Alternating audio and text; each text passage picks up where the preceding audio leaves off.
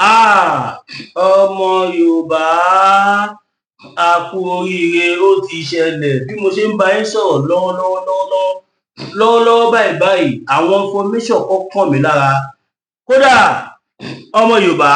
ó ti ṣẹ́ mo fẹ́ kẹ́ mọ̀ wípé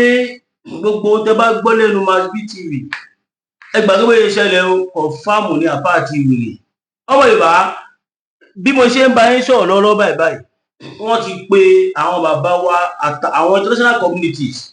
they have started looking into our issue kódà wọ́n ti pe round table meeting báyìí wọ́n fẹ́ make a decision ọmọ Yorùbá wọ́n ti fẹ́ make a decision báyìí ṣé kí Nàìjíríà dá dúró ni ṣé ká ṣì wà ká dá dúró ṣé kí a ṣì wà bí orílẹ̀-èdè ni àbí kó ní kálukú máa lọ ohun làwọn kan tí wọ́n sọ ní round table meeting tó ń ṣẹlẹ̀ lọ́wọ́lọ́wọ́ báyìí a máa yà yín lẹ́nu pé kí ni tí mo tún wá sọ̀rọ̀ àṣírí síta eléyìí kì í ṣe àṣírí torí pé kí ni orò tó bá ti kúrò ní inú ibi tó wá wá sáàrin ìgboro tàbí àárín ọjà tó wà ń ṣe àìwò ó pọ̀ tán ara ẹ̀ nítorí pé kò sí nǹkan kan tí wọ́n ní wò bẹ́ẹ̀ mọ̀ kódà a tún máa ráwọn tó máa fi fóònù rìkọ́ọ̀dù tó máa tún pòsì ẹ̀ níta torí pé kí ni kò kì í ṣe secret mọ́ ọmọ Yorùbá a kú oríire ẹ jẹ́ ká bẹ̀rẹ̀ sí ní ẹ wò fídíò tí mò ń ṣe yìí mo lè promise yín pé ẹ lè má gbọ́ lẹ́nu ẹ̀ ìyẹn kan tí mo sọ fún yín intelligent ló débẹ̀ Ọlọ́run ò dẹ̀ ní ṣe kí ni kò ní bá wà lójú jẹ́ ẹ já bẹ̀rẹ̀ sí ní kọ sí comment section wípé òmìnira Yorùbá la fẹ́ ẹ jẹ́ ká bẹ̀rẹ̀ sí ní jẹ́ káwọn international communities kí wọ́n mọ̀ wípé a ò kì í ṣe nǹkan kan náà bó tiẹ̀ jẹ́ pé wọ́n mọ̀ but we have to make it official that is the fact about it a ní láti jẹ́ kó mọ̀ wípé ìjà tá à ń jà a mọ̀ túmọ̀ ìjà tá à ń jà a ò dẹ̀ jàjà kan bóyá bíi jàǹdùkú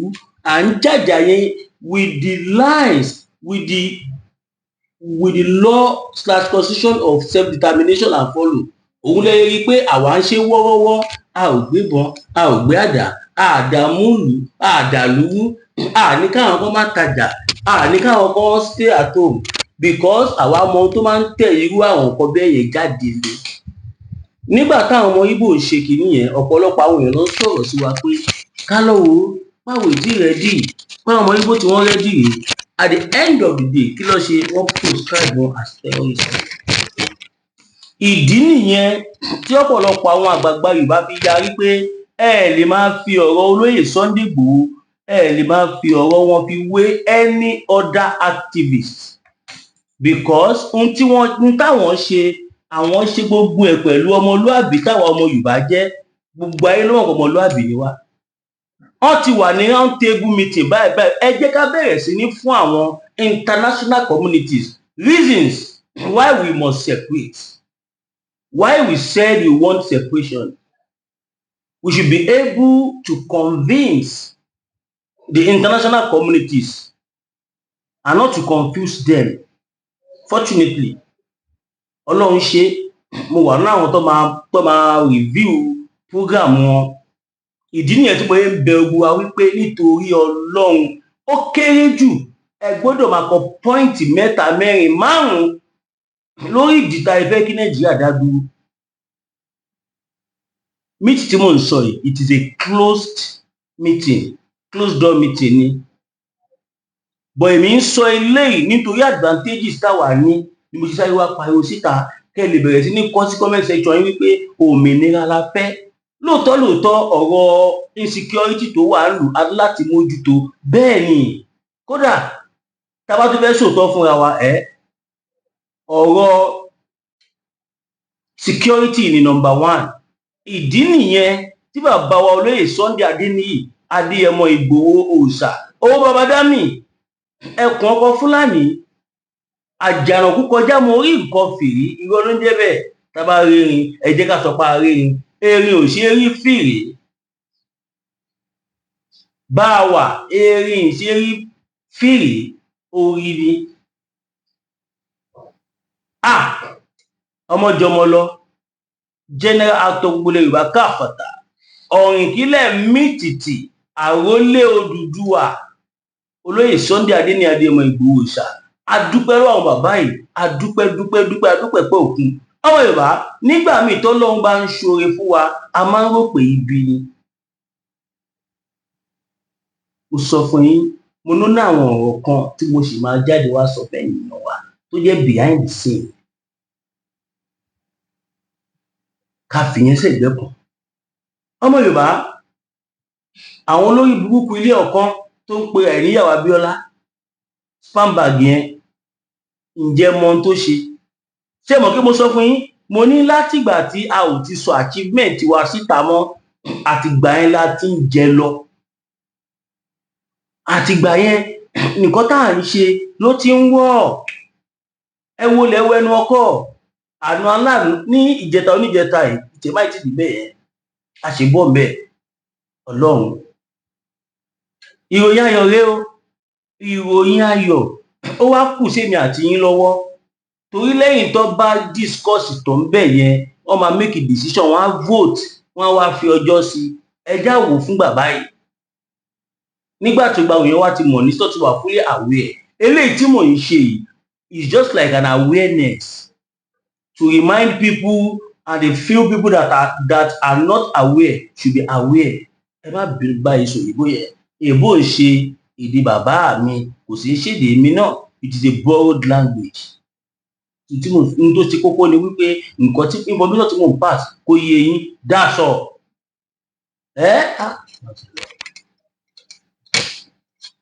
Ohun tó ṣe kókó òun ni pé kí nǹkan tí mò ń sọ kó yé yín. Ọmọ Yorùbá a kú oríire torí pé kí ni mo fẹ́ kẹ́ mọ̀ wípé àwọn tó lọ ṣojú wa yẹn àwọn tó gbọ́n nínú tí wọ́n gbọ́n níta tó jẹ́ pé kò sí question náà tàbí nǹkan kan tó fẹ́ bi wọ́n tí wọ́n ní tí Ọlọ́run ò ní jẹ́ kó ní 100% 100/100 torí pé Ọlọ́run ló gbé àwọn bàbá yẹn dìde. Ẹ mọjọ́ orí bàbá Akíntóyè ni 90 something ni bàbá tí ń 100 báyìí. Ọlọ́run dẹ̀ tún sì wá ṣe nínú ọlá ẹ̀ ẹ wo tọ́lọ́run tún ṣe fún bàbá yìí fún wọn ní ìlera tó péye. Bàbá tẹ̀ ń wò yìí every blessed day ni mo máa ń rí wọn àti bàbá Professor Bayi Akíntóyè. Àwọn bàbá yìí wọn ń sùn wọn ń wo. Àsìkò tọ́pọ̀lọpọ̀ wa tẹ bá ń báyàwó yín sùn lọ́wọ́ olóyè Sódìgbà àtọba Professor Bayi Akíntóyè wọ́n máa ṣe conference meeting, diplomatic meetings, ẹsẹ̀ntẹ́rìà. Àwa kan náà yìí ẹlòmíì wà á dúró ní kọ̀rọ̀ bìkan nínú ilé ẹ̀ á wá máa sọ̀rọ̀ kò bá kúgbè. Ẹlòmíì wà á máa pera ẹ̀ nìkan tí ó tó. Kẹlòmíì á máa sọ pé òun ju ohun tóun ò tó tí ó dẹ̀ lè tó táyà fi parẹ́. Á máa sọ bí kò lè ṣe láàrin ìṣẹ́jú kan. Ẹ̀yin èèyàn wa iṣẹ́ yìí ti di àjọṣe o. Tó bá jẹ́ lóòótọ́ la fẹ́ gbá òmìnira o. Níbi tá a bá dé yìí níbi tí a dẹ̀ bá dé lè ní ẹ ní láti máa bá wa share gbogbo fídíò tá a bá ń ṣe. Pàápàá jùlọ fídíò tèmi mo bẹ̀ yín nítorí Ọlọ́run ni. Tí bá ń sọ fún yín pé ó níbi táwọn fídíò mi ń lọ ẹ má rò pé mò ń parọ́ fún yín. Ẹ̀yin tẹ bá wà nú ẹ̀mí tàbí ẹ̀yin tẹ bá ń fojú inú wò kan tàbí ẹ̀yin tẹ ti ń bá mi lọ tipẹ́tipẹ́ ẹ rí i pé mi ì sọ̀rọ̀ rí kó má rí bẹ́ẹ̀. Ẹ rí i pé mo yán ọ̀rọ̀ kan fún yín ní àná àbí ìjẹta mo yán ọ̀rọ̀ yẹn ṣùgbọ́n àwọn kọ̀ọ̀kan pè mí lẹ́yìn tí wọ́n gẹ́ẹ̀tì kan tí mò ń sọ. Mo ní àwọn kan jáde wọ́n petition wípé àwọn olórí Yorùbá kò ń ṣe bàbá Akíntóyè àti Chief Sunday Igboho àwọn ni olórí Yorùbá nation. Kéèyàn dúró báyìí lójúkorojú kó tún máa tákù ẹni tó ń ní nǹkan tó ń claim.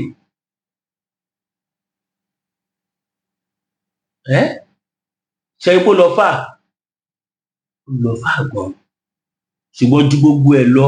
kó tó di pé a máa bọ́ sí ìpele kejì tí ìrọwọ́ yín fún nǹkan ọdún ẹ̀yìn èèyàn wa o. As a matter of fact ẹnì kankan tí ìwọ̀n mi lọ bá Chief Sunday Igboho. Ẹ jẹ́ ká encourage bàbá wa ó ṣe oníbàárà ṣùgbọ́n let's encourage him, let's show him love, let him know that we still love him. though he knew we love him so much, but ẹja máa fi àwọn gba nǹkan bẹ́ẹ̀ yẹn wọn ṣiṣẹ́ báyìí wọn ṣe anything gbogbo business on Nigerian government pause kéèyàn jẹ́ billionaire náírà wá di ẹni tó máa ṣe ẹ wo ọmọ Yorùbá ẹ ká bọ́lẹ̀ ń bẹ́ẹ̀ olóyè Sunday Igboho lọ́lọ́run wọn ẹ má jà fàbò sísì ẹ má jẹ́ ká fàbò sísì ó ti hàn sí gbogbo ayé nísìnyí wípé ẹni tọ́lọ́run wọn lélẹ̀ ẹ jẹ́ ká gbà fún ẹ jẹ́ àgbà fún not just anyhow people wọ́n ti gba representative nílẹ̀ Yorùbá people that matters àwọn bàbá wa Banji Akíntóyè àti Chief Sunday Igboho bàbá Akíntóyè wọ́n lead àwọn àgbàlagbà lọ olóyè Sunday Igboho wọ́n lead àwọn ọ̀dọ́ lọ like people that matters àwọn tó yẹ pé tó bá sọ̀rọ̀ láwùjọ ẹ máa tẹ́tí sí wọn ẹ pàtẹ́wọ́ fún wọn you know this is distinguished ẹ mọ̀ let's get it right àwọn ẹni bí ẹni àwọn èèyàn bí èèyàn wọ́n ti ń dìde nílẹ̀ Yorùbá torí pé kí ni ojú everybody ti là nísìnyí ọ̀pọ̀lọpọ̀ àwọn èèyàn ti mọ̀ nísìnyí wípé kò sí nǹkan tí ó kù kọjá kí wọ́n pín ìlú yìí kó ní kálukú máa bá tiẹ̀ lọ. mo sì máa bọ́ sórí ìpele kejì o ìpele kejì yẹn lágbára gan ìkàmáì tí wàá sọ pé ìkẹta kódà ọmọ Yorùbá kó tó wá di pé a bọ́ sí ìpele kejì tí mò ń fẹnu sọ yìí tẹ́ẹ̀rín ní ìyá àsọdùn kò sí àsọdùn o nìkan ni mò ń béèrè fún help me drop account number bí báwo làwọn ti fẹ́ mú ẹ má bínú kò ṣẹ́jú ìbá ọ̀rọ̀ tí mò ń sọ yìí ó ń ká mi lára gan ni account number mi GT Bank ni 02141687004 021 let me start all over kí n tó proceed 02141687004 02141687004 GTB Williams Olúwatósìn lọ́jọ́ ẹ máa rí lórí ẹ̀. now ọmọ Yorùbá ṣe ti gbọ́ nǹkan táwọn Amẹ́ríkà ṣe báyìí lẹ́yìn tí wọ́n tó ṣe ti Sókótó tán tọ́lọ́ ń bá wa ṣe tá a gbọ́ allegedly pé more than 4,000 kìnnìkan Fulani terrorist men ló go down àṣeyẹn tiẹ̀ kéré ní Zamfara Amẹ́ríkà kú gbà sí fún wọn bẹ́ẹ̀ gbà more than 6,000 terrorists again ṣe ipá àlàáfíà ti mọ ṣe pé atẹ́gùn àlàáfíà á bẹ̀rẹ̀ sí ní fẹ́lẹ̀ Yorùbá nísìnyí tá a bá yọ 10,000 plus kó dáhùn tó ń dá wà láàmú kí ló kù mọ́ this is God at work bàbá Tinubu ká sókè fún no you truly prove the city boy ẹ má yẹ kó yá yín lẹ́nu pé tẹ bá ń padà gbọ́ kí bàbá wa Tinubu àwọn ni wọ́n ń ṣe ogun iṣẹ́ yìí kẹ má yẹ kó yá yín lẹ́nu bàbá Tinubu tó bá dáhùn lọ ń ṣe ọ̀nà tó ń lò ìdá because tí wọ́n bá lu ọ̀nà yìí tó bá lu direct ọ̀nà bàbá Tinubu náà ní sọ́lá ti bẹ̀rẹ̀ ṣùgbọ́n gbọ́ngàn tí ajé àmì náà bí kankan tí ó ní bàbá Tinubu ní kò ń wá ṣiṣẹ́ fún àwọn tí wọ́n ní tí wọ́n máa ń lóun béèrè pé kí ló dé fún north táwọn náà ní kankan kí nìkan kìnìkan wọ́n ní kílé tí wọ́n dá sọ̀rọ̀ security wọ́n máa ń sọ ó ní bàbá Tinubu sọ wípé táwọn bá dá sọ̀rọ̀ security àwọn máa step on people's toes pé wọ́n dẹ̀ máa fẹ́ pa àwọn dànù mi ò blame bàbá Tinubu nǹkan tó sọ ẹ̀rí bàbá reality torí pé àwọn tó wà ní ìcháàjì nǹkan tó ń ṣẹlẹ̀ bó ṣe ń pa wá tó ń jí wa gbé they are as in ó mà ṣe o ṣé ká sọ páṣẹ màálù ni wọ́n ni torí kò yé mi káwọn individual kan wà kó lágbára ju ìjọba lọ I don't think it's making any sense now mo appreciate gbogbo ẹ̀yin tẹ́ máa fún wa ní support for nísìnyí báyìí gbogbo nǹkan tá a máa ń pín ní Christmas a ò pín mo gbọ́dọ̀ gbọ́n sọ fáwọn èèyàn ní pé má wọrí pa máa ṣe gbogbo ẹ̀kọ́ tó bá dé ọ̀dẹ̀ 31st of January wọn ní òkè wọn dúpẹ́ wọn ṣe gbogbo pé àwọn ẹ support wa ẹ má jẹ́ kí n jí lóye yìí náà tún mẹ́ẹ̀ẹ́ ẹ jọ̀ọ́ bẹ̀bẹ̀ níbi ìṣàpọ̀ ẹ support wa gbogbo àwọn boys táwa náà kó káàkiri kí wọ́n wá bí happy ó jẹ́ ẹni tere èjì tere ká fún wọn káwọn náà lọ fi gbádùn pẹ̀lú family wọn yes ẹ support ti máa bí tv ọlọ́run lè ó kéré nǹkan tó ọlọ́run lè ṣe fún wa now ẹ ká bọ́ sí ìpele kejì ìpele kejì ni wípé ẹ lè believe pé lẹ́yìn tí Amẹ́ríkà tí wọ́n lọ ju àdó lówó sí ibi táwọn wo lórí burúkú jàǹdùkú yìí apanijayé ẹ lè believe pé ibi tí wọ́n wà Amẹ́ríkà tún ìtì bẹ̀rẹ̀ náà lẹ́yìn tí Amẹ́ríkà wá ṣèyẹn tán ẹ lè believe pé àwọn futajalọ́ọ̀nù àwọn àgbààgbà Fúlàní háúnháún tó jẹ́ wípé ìmí wà ní ọgbọ́n tí ẹ ò rí rí tó bá dẹ̀ fi lè sọ ipò tó wà fún yín ní àgbáyé ẹ̀fọ́ ṣe láwọn Fúlàní yẹn wọ́n ti ṣe débi pé wọ́n ti ń púṣì bọ̀ tipẹ́. For example ẹ wo máa yìí ẹ̀yin ẹ wo picture yìí ǹjẹ́ mo máa yìí ẹ̀yin tẹ bá mi bá a kọ sí comment section máa yìí ni wọ́n ń pè ní Djibouti's foreign minister Yusuf elected to gbọ́ orúkọ ẹ̀ ní so orúkọ máa yẹn ní Djibouti's Muhammad Ali Yusuf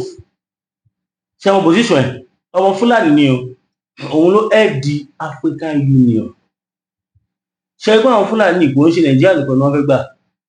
wọ́n fẹ́ gbogbo West Africa ni wọ́n fẹ́ gbà ó wà under the control of Islam and kò lè possible láíláí because àwa ò ní gbà àwọn mùsùlùmí ò ní gbà ẹ̀yin kìrìsìtẹ́nì náà ẹ̀ ní gbà àwa kìrìsìtẹ́nì à ní gbà fúnra wa kò possible Fúlàní invader lásán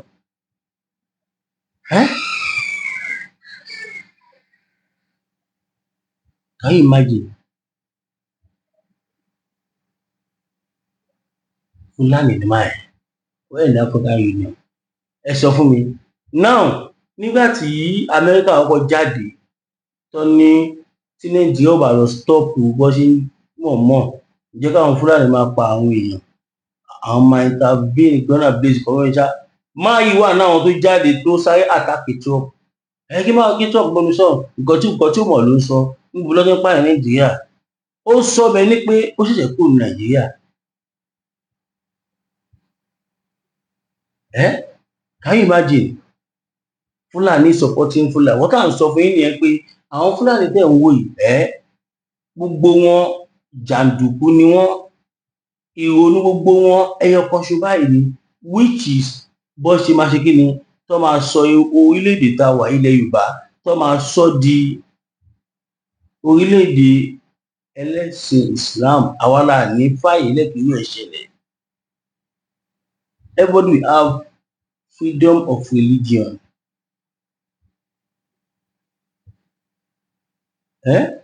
freedom of religion gbọ́dọ̀ wà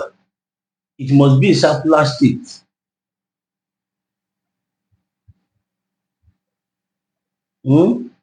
ìyẹn bẹ́ẹ̀ Àwògedengbe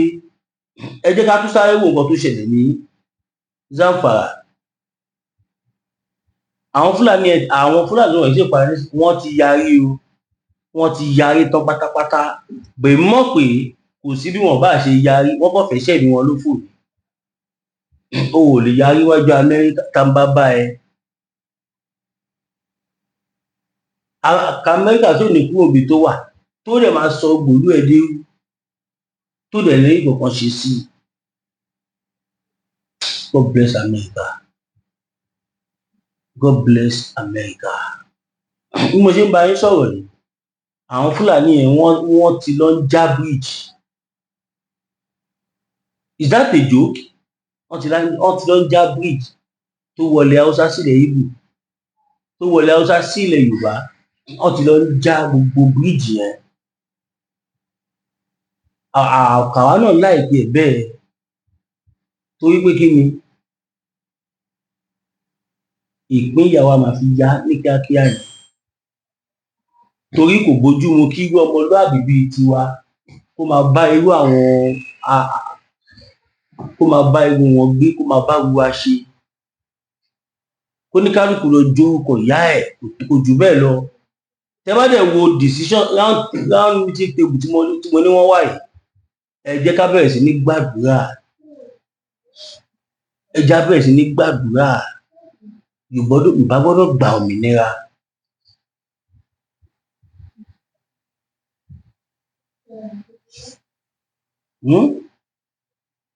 A gbọ́dọ̀ jẹ lọ.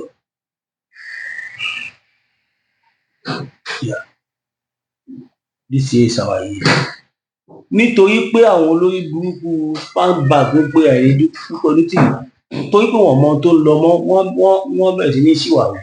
Ó dà kó ti ta sí wọn létí pé wọ́n ti pe àwọn bàbá wa tó bá jẹ́ Akíntóyè olóyè pẹ̀lú àwọn àgbàgbà kọ̀ọ̀kan nílẹ̀ Yorùbá. Ó dà pé ó ti ta sí wọn létí pé wọ́n ti wà ní orí tébù tí wọ́n ti fẹ́ ṣe make a decision. Ǹjẹ́ mọ tí olórí burúkú máa ń ṣe?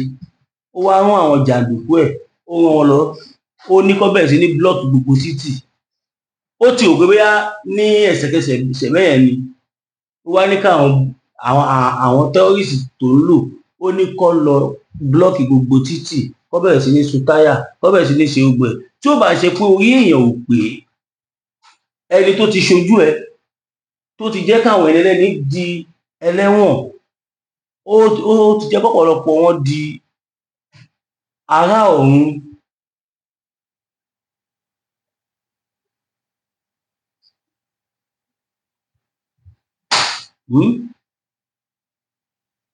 Wọ́n tún tẹ̀lé. Nísìnyí gbogbo àwọn tó rán lọ nísìnyí, wọ́n ti mú gbogbo wọn ni wọ́n ti kó. Wọ́n ti rán wọn lẹ́wọ̀n báyìí nísìnyí, ẹ̀wọ̀n straight. Wọ́n ní wọ́n ní ṣẹ̀wọ̀n yẹn gan ní Ogun State, Abuja ni wọ́n ti máa lọ ṣẹ̀wọ̀n yẹn. Can you imagine? A dẹ̀ pariwo, a sọ fún yín. Tẹ bá gbọ́ pé ní program kọ́kọ́ fẹ́ ṣẹlẹ̀ tó jọmọ́ a lot of people nísìnyí, wọ́n ń forúkọ olóyè Sunday Igboho parọ́ ni. A fẹ́ ṣe rálì, a fẹ́ ṣe gbá, a fẹ́ ṣàwo, Igboho mọ̀ sí. A ní kẹ́ máa pè àwa tá súnmọ́ bàbá wa, ká máa bá yín bí wọ́n. Olúwa mi ṣe tó bá jẹ́ bẹ́ẹ̀, àá sọ. Bí ó jẹ́ bẹ́ẹ̀, àá sọ. Kò lọ máa fall victim. Ẹ wo àdúrà àwọn èèyàn tí wọ́n kú nísìnyí.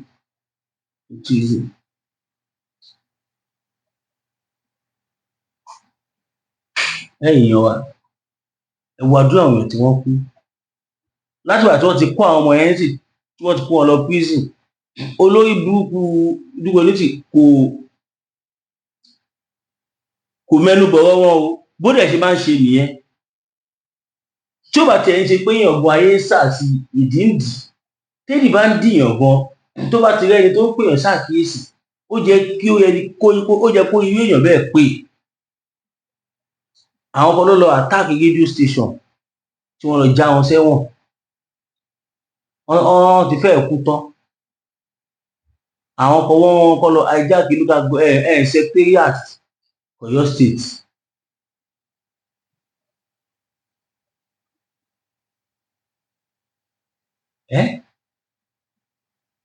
Má ṣe ọmọ Yorùbá. Ó tún rán àwọn kan sí kó tún lọ ṣe ìkọlù ní Ogun State. Kó bẹ̀rẹ̀ sí ní bá nǹkan jẹ́, kó bẹ̀rẹ̀ sí ní dá wàhálà lẹ̀, kíjà ẹ lè tètè hàn. Self determination làwa ń ṣe. Àwa ò ń ṣe tout. Kì í ṣe political talk.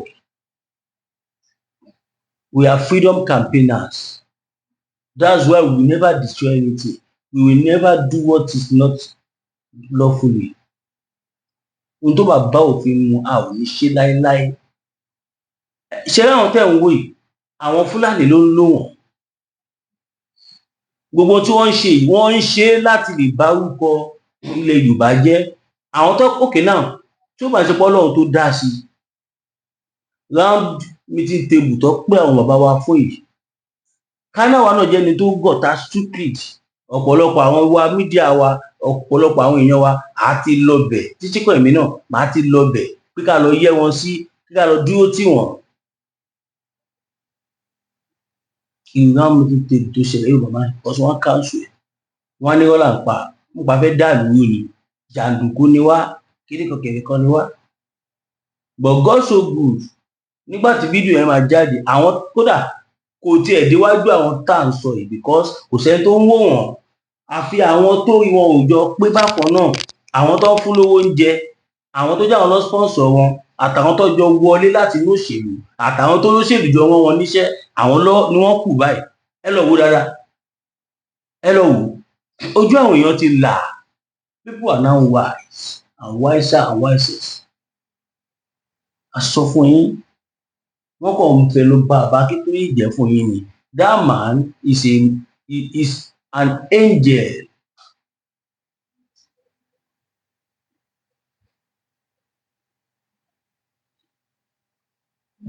ọmọ Yorùbá